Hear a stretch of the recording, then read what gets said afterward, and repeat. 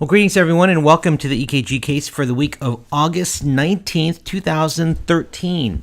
And this week, we're going to actually focus on, more than one case, but we're going to focus on a few cases of Wellens.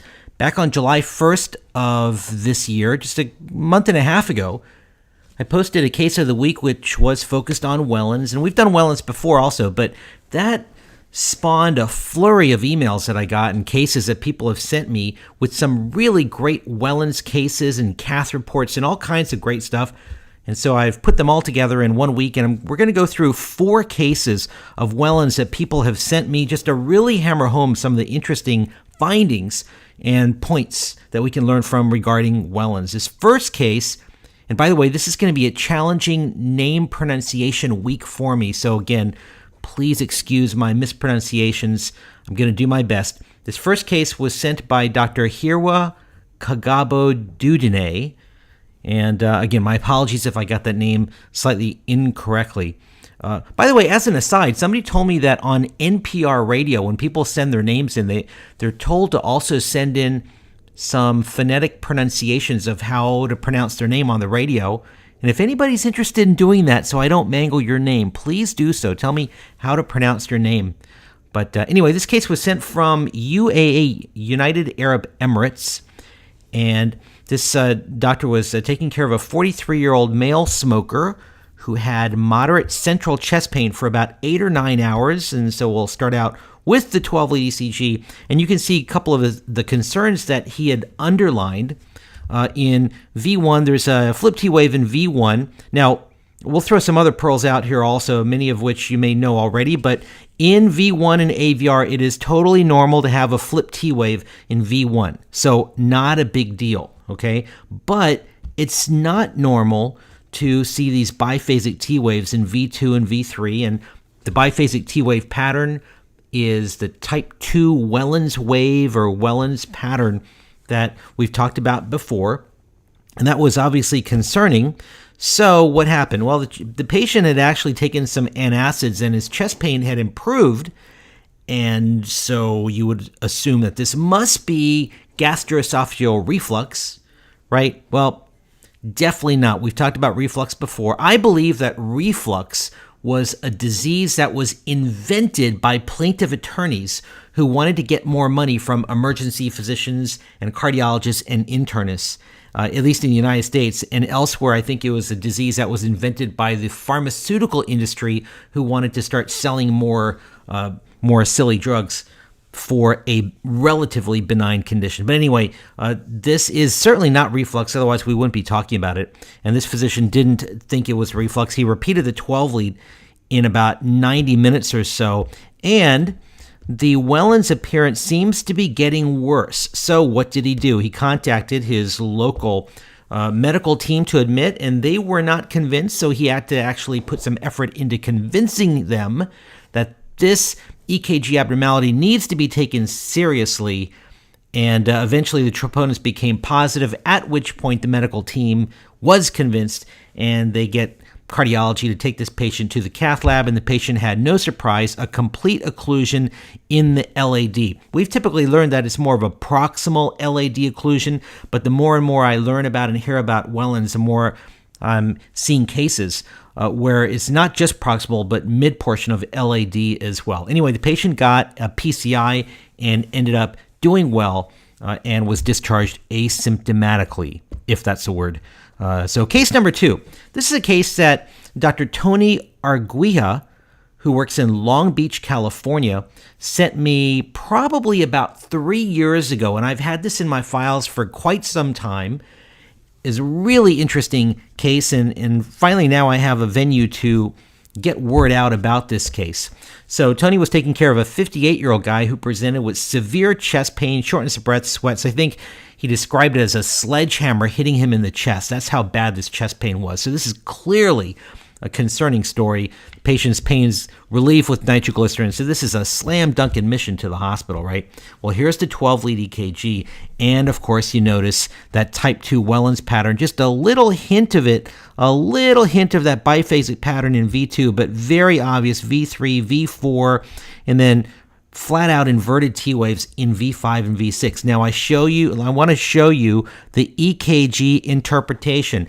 Non-specific T wave abnormality in the anterolateral leads. We've talked about this before as well.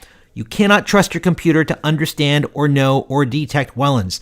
For some reason, the EKG computers very frequently call this a non-specific T-wave pattern, and I don't know why. People ask, well, how come they don't program Wellens into the computers? And I don't know why. But you cannot rely on your computer to pick this up. Computers will routinely, very, very often call this just non-specific T-wave abnormality, and that's completely wrong. It's not non-specific. It's actually very specific. Well, Tony knew that. He contacted his internist and cardiologist who didn't know about this. And they said that they just wanted to do a stress test and then discharge this guy home. He knew about the literature saying that if you take a patient with Wellens, in other words, a proximal LAD obstruction, and you put them on a treadmill, they're going to have a bad outcome. And he warned them. They didn't listen. They ended up putting this guy on the treadmill for an exercise stress echo, and the test turned positive. He developed ST segment elevation, and then the test became even more positive when he started doing this on his rhythm strip. The patient went into ventricular fibrillation, collapsed. They had to run a code in the hospital for this guy. Fortunately, they ended up getting the patient back, and he ended up going for PCI after defibrillation and everything. And he had a big LAD occlusion. He was successfully stented, and I think the patient fortunately ended up doing okay. But it was a nice learning session, hopefully permanent learning for the inpatient folks who put this guy on a treadmill. Again, the literature supports the contention that when you see that Wellens patient, they need invasive management, but stress testing on a treadmill is not a good idea. I don't know about non-exercise stress tests, but in terms of exercise stress tests, it's a really bad idea to take a patient with a probable proximal LAD occlusion and put them on a treadmill because this, by the way, has not been published. And so who knows how many unpublished cases there are of patients having cardiac arrests with this Wellens. But there are also published reports of patients who had Wellens who got put on a treadmill and dropped dead or had really bad outcomes. So do not put these patients on a treadmill. Okay, case number 3. This comes to us from Malaysia. Dr. Kianseng Ng is an internist working in Malaysia, and he does a lot of teaching at his local university. And this was not his case, but it was a case that he spent some time teaching about, and he actually sent me some very nice slides from his presentation.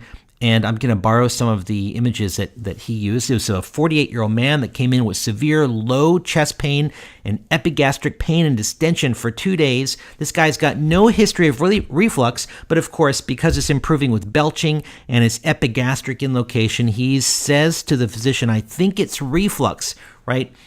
Be very careful about ever calling something new reflux.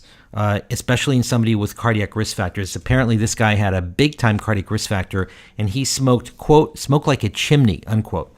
Anyway, he gets an initial EKG. There's no others for comparison, but the initial one's done around 11:15 or so, and here's that initial 12-lead EKG. Now, this EKG machine runs it in a slightly different pattern, so this is lead 1, that's lead 2, that's lead 3, that's AVR, that's AVL, that's AVF. Let me revise that. That's AVF. And then there is a V1, V2, V3, V4, V5, and V6. Now, there's nothing really jumping out about Wellens here. Maybe just a little hint of a biphasic pattern right there in V4, and then some kind of non-specific, I would say non-specific junk in V5 and V6. But it's a little hint of something. And I'm not sure that the treating physician made a big deal about the EKG, but he appropriately made a big deal about this guy with a big smoking history trying to self-diagnose with first-time reflux. Be very careful about that. So what this physician decided to do was just watch the patient for a little while, repeat the 12-lead a few hours later, and he's now asymptomatic. I guess the first EKG was done with some of this refluxy symptoms. Now the guy is completely asymptomatic when the repeat 12-lead ECG is done, and now you take a look and it's really jumping out at you. V2, really in V3, V4, V5, and V6. And Dr. Ng actually put these two images together. And so this was the initial ECG at the top with some mild symptoms, and this is a few hours later. Serial EKG is a really great idea, right? Get those serial EKGs or serial ECGs, and you'll be surprised how often those serial ECGs end up being very diagnostic. And in this case, take a look at what happened here. V2, just a little hint of Wellen's, but clearly becomes Wellen's or Wellenoid in V3, V4, and then flat out just inverted in V5 and V6. So that was a big time change. Dr. Ng actually sent me the cath images, which is really great. So here's the before and here's the after. You can take a look at that LAD and how occluded that LAD was. And that's what you expect to see with Wellen's, including in the asymptomatic state. So another great case, and fortunately that patient ended up doing okay. And case number 4 is sent by a French cardiologist by the name of Dr. Paul Gassibi.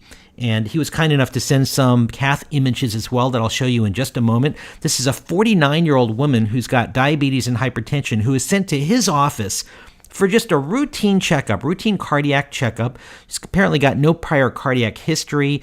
And, you know, if you really draw some symptoms out of her, maybe she's had occasional tingling on the left side of her chest that she actually was just attributing to maybe her bra straps, according to Dr. Gassibi. But really unremarkable history of present illness. She's asymptomatic, so he just gets a routine 12-lead EKG, probably not expecting to see much of anything.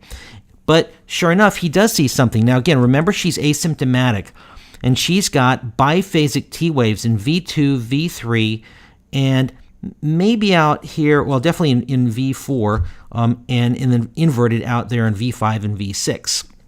Okay, there's also just a little bit of ST elevation that I know some people will email about if I don't mention, but you can sometimes have isolated ST elevation in V2, and if you don't see concerning ST elevation in V1 or V3, just isolated in one lead, you're not going to make a big deal about. And then on top of that, she's asymptomatic, so you're probably not going to make much of that. She's definitely got poor R wave progression. There's just a tiny, tiny R wave in V3, and maybe even Q waves in V1 or V2. Maybe she's had a previous anteroseptal MI then. So because of that concern, he ended up getting an echo on the patient because of that concern of possible old anteroseptal MI. The echo was fairly unremarkable. At most, just a small area of hypokinesia at the apex only. It really was not significant for a previous anteroseptal MI.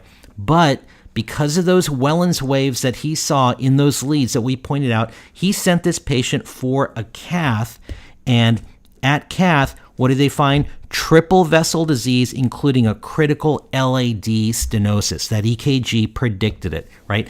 And here's some images. I think I've got some images here from the actual cath report. And whoop, went too far. There we go. There's the cath, and you can see the before. That's French for before. I had to ask my son, who's taking French in school. That's before, and this is after. And you can see that LAD, how they ended up seeing the occlusion, and they stented it open. And Dr. Gassibi sent me something that I've never gotten before.